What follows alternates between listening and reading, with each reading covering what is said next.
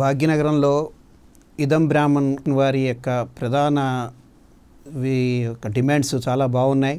వీళ్ళు హిందూ ధర్మాన్ని కాపాడుతూ దేవాలయాల పరిరక్షణలో వాళ్ళు భాగస్వాములు అయ్యారు. ఈ యొక్క భారతదేశం ఇవాళ హిందూ ధర్మంగా ఉండి గుళ్ళు ఇవ్వటం వల్ల వాళ్ళకి నైతికంగా పట్టుచ్చేందుకు ఈ ఆర్గనైజేషన్ అందరికీ ఉపయోగపడుతుంది. దానివల్ల హిందూ ధర్మం ఇదయ్యి ఇవాళ మీరు భారతదేశంలో ఈ యొక్క పుణ్యక్షేత్రాల ఇవే చూస్తున్నారు కదా.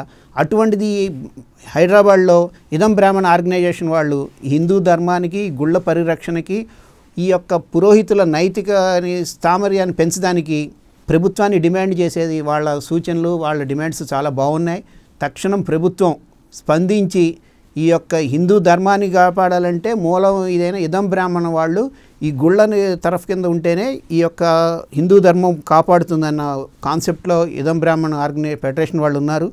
ఇది యొక్క ఫెడరేషన్ ఇంకా ఉన్నత గుళ్ళది కానీ పురోహితులకు కానీ నైతిక విలువలు ఇచ్చేందుకు ఈ ఆర్గనైజేషన్ ఇంకా శక్తివంతంగా చేసేదానికి ప్రభుత్వం కూడా ఇతోధికంగా సాయం చేసి ఈ యొక్క హిందూ ధర్మానికి ప్రాపర్టీస్ని వేరే వాటికి డైవర్ట్ చేయకుండా వాళ్ళ సంక్షేమానికే ఉపయోగపడేట్టు వీళ్ళ కాన్సెప్ట్ బాగుంది.